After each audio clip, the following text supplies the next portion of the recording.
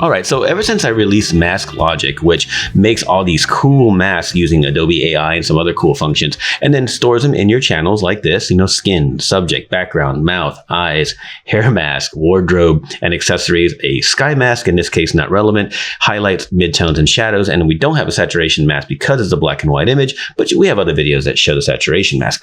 People ask me, cool, I'm glad that these can all be, you know, sort of created, generated into the channels, and then I have access to these masks, but why would I need them? Most people can come up with like fixes that they might need them, like, oh, I need to brighten the shadows because they're too dark. So you use a shadows mask and then you brighten that part. That's pretty logical. But what do we do creatively? What do we do like to finish our vision? And that's an open-ended point, of course, and there's no one answer, but I thought I would at least talk about a little bit today with this image because I feel happy with it. I've done the skin work. I've done whatever cleanup work necessary. I left hair a little messy, but I like that.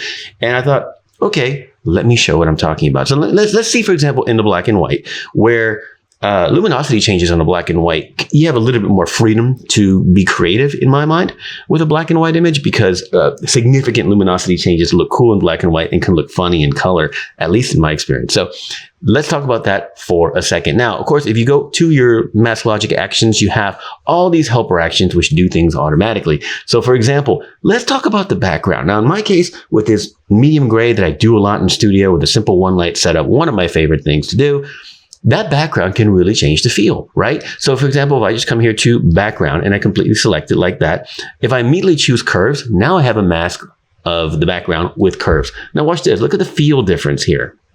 You see how I can brighten the curves quite a bit, and now the background, it feels different. She looks deeper and stronger and has more depth to her simply because of the contrast of the background. Using curves helps it blend in. We'll be real careful on the hairline. If we want to do a lot of brightening, we might have to do some refinement there, but nonetheless, it's just a little bit. What about if we darken? Now she looks lighter and brighter, see, off and on, and it just has a different feel. Which one's wrong? Neither. This is correct in my opinion. I do enjoy a lot of strong, bright background with deep shadows on the subject.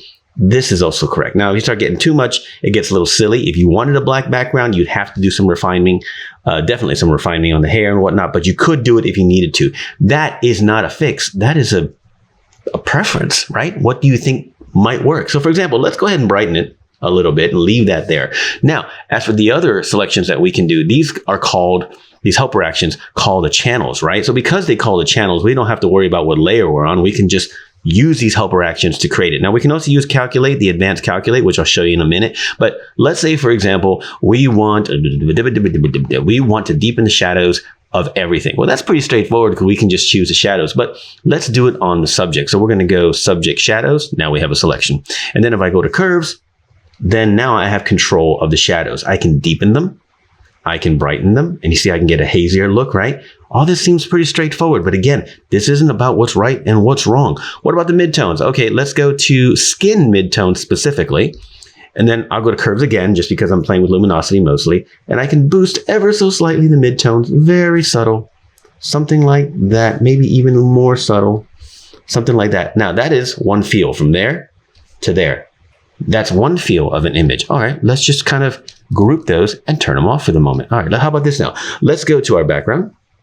We're going to go to curves again, and we're going to darken just a little bit. And then we're going to go to, how about wardrobe and accessory shadows? And then I'm going to darken that as well. Now, you know what? I think I'm going to brighten it just ever so slightly. A little bit of a gray on the outfit now instead of pure black, and the jewelry pops a little bit. I don't mind that so much. How about now, what's next? How about the eyes highlights? Let's do that. Very, very subtle. And if we brighten that, you can see the difference there. We can make the eyes pop a little bit more. Okay, excellent. And how about the subject shadows? Sure. We'll go to subject shadows. I think what we're going to do is we're going to darken that a little bit. Something like that. And then we're going to go to subject midtones.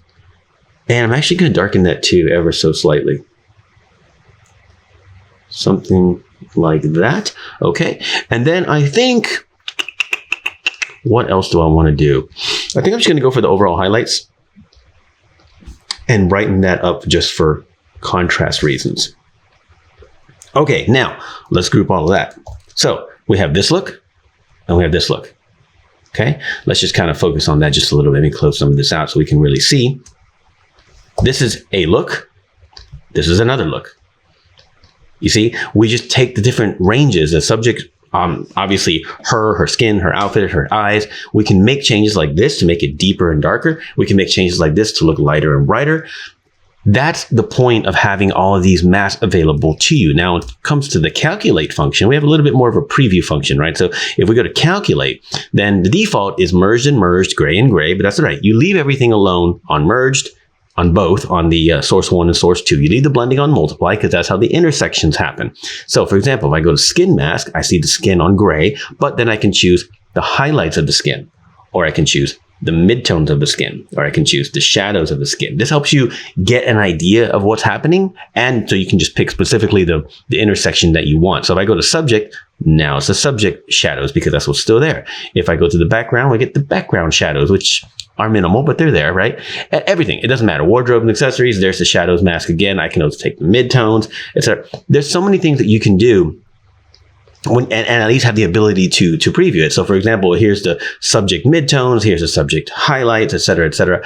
You can choose all that and then just hit OK, and automatically will make a selection. That's what the action is for. So here again, I can just brighten the highlights if I want to and create that kind of feel.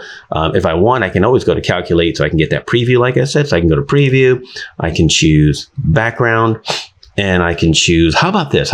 Let's go to the highlights of the background, which aren't many, right? This is very subtle, so it's going to yell at you about the 50%. And then if I go to curves and brighten, then I'm sort of increasing the contrast of the background in some ways, right? Now, another thing too, you don't always have to use necessarily an adjustment layer. So if I come to the helper actions and I choose background, now I have it as it's selected. So when I make a new layer, for example, let's say I take a paintbrush now, like a 10% flow. What am I doing? Well, if you look carefully here, let me close some of these things out. If you look carefully, you'll see that the background's a little messy back here, right? So with the background selected on a blank layer, I can do like a 10% flow, and I can just kind of come in here and paint the areas of the background that are kind of blotchy. It's just the seamless paper wasn't completely perfect. And I already automatically have a clean mask to protect the subject. And there we go, went from off and on, see that? And I can blend that in as needed. I can put a mask on it and then really refine it to make it just right. But nonetheless, I can fix a weird background like that, maybe make it like a 70% opacity, just kind of reduce it. Nonetheless, I'm changing the look. So yeah, fixes are obvious, but at the same time, creative decisions can be very, very important. Even creative decisions that you may not have considered. For example, subject shadows, go to curves. We're actually going to brighten the shadows, right? And then we're going to go subject highlights, and we're going to go to curves, and we're going to darken the highlights. And now we've created this interesting sort of hazy feel. I'm not saying that's right or wrong. We can go to background, go to curves, for example. We can brighten that. Right? And then once you're done kind of getting the luminosities where you want, you can play with opacity, you can do other things, you can add noise, you can, whatever. There's so many different things that you can do, but having access to these ranges and the objects, as it were, the subject, the hair, the eyes, the wardrobe, all that's very, very powerful. Let's scale these back to like 60%. There we go. That is definitely a look, right? So that's the entire point of having access to these masks.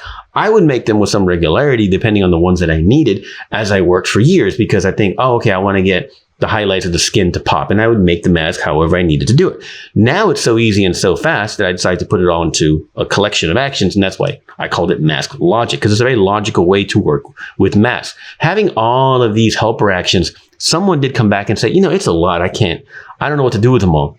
And that's, in my opinion, like just sort of a misalignment of what you think maybe tools are for. It's not like, oh, you have to use all these to make something happen. No, it's just in the nature of actions, which can be made very quickly and can be modified very quickly. Having these helper actions just give you immediate freedom. You want the background, or do you want the saturation of the background, the highlights, the midtones of the shadows? Pick and then push the button and you have it. There's, let's not go to background. How about skin highlights? Boom, you got it, right? Deselect that. Skin midtones, boom, you got it. The whole point of it is to have these quick access kind of things, right?